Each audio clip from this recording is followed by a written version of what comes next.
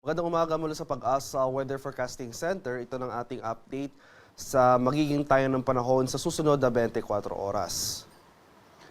Makikita natin dito sa ating latest satellite images, itong mga makakapal na kaulapan sa silangang bahagi ng ating bansa ay ang patuloy na epekto ng easterlies o yung hangin na nanggagaling sa Karagatang Pasipiko. Samantala, ito namang Intertropical Convergence Zone o yung salubungan ng hangin mula sa Northern and Southern Hemisphere, magdudulot rin ng mga pag-ulan sa mga susunod na oras dito sa southern portion ng Mindanao.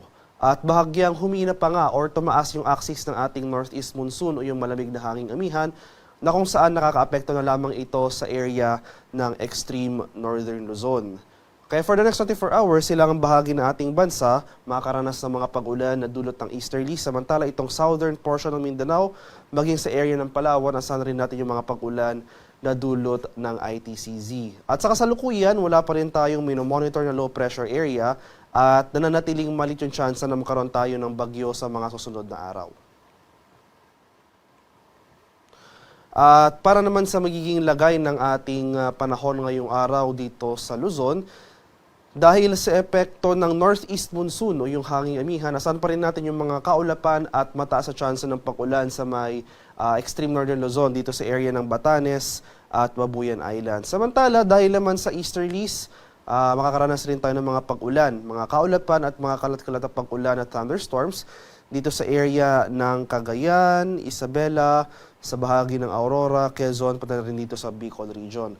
Kaya eastern section ng Luzon, maghanda pa rin tayo at maging alerto sa mga banta ng flooding at landslides dahil inasahan natin na malalakas pa rin yung mga pag-ulan na ating mararanasan ngayong araw. Samantala sa Metro Manila at nalalabing bahagi ng Luzon ay maaliwala sa panahon muli ang ating inaasahan ngayong araw. Bahagyang maulap hanggang sa maulap na papawirin. Magdala pa rin tayo ng payong dahil nandyan pa rin yung mga tsansa ng mga biglaan at panandaliang pag-ulan na dulot ng thunderstorms, especially sa hapon o sa gabi.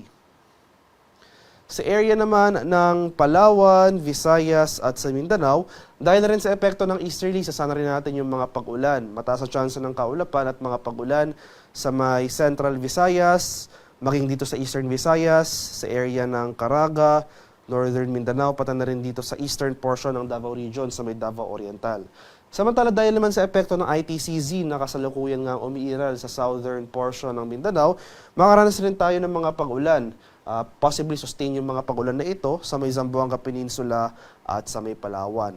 Kaya malaking bahagi ng Visayas, pati na rin itong southern and eastern section sa Mindanao, pati sa area ng Palawan, maghanda rin po tayo sa mga banta ng posibleng pagbaha at pagguho ng lupa, lalong-lalo na kung malalakas at tuloy-tuloy yung pag-ulan na ating mararanasan.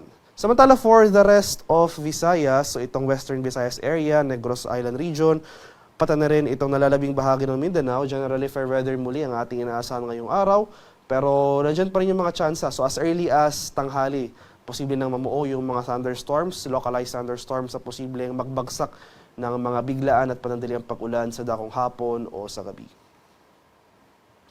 Sa kalagayan naman ating karagatan, walang gale warning na nakataas pero iba yung pag-iingat pa rin sa ating mga kababayan na maglalayag dito sa northern and eastern seaboards ng Luzon at Visayas dahil posible pa rin tayong makaranas dyan ng katamtaman hanggang sa maalong karagatan.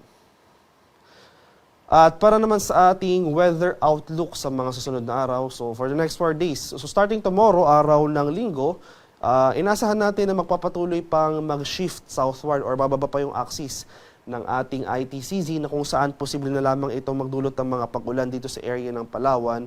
So possible itong area ng Zamboanga Peninsula at malaking bahagi pa ng Southern Mindanao. Mababawasan na yung mga malalakas at tuloy-tuloy na pag-ulan over these areas. So magiging isolated rain showers or thunderstorms na lamang yung panahon na ating inaasahan. Samantala, magpapatuloy pa rin yung mga pag-ulan na dulot ng easterly sa silangang bahagi ng ating bansa.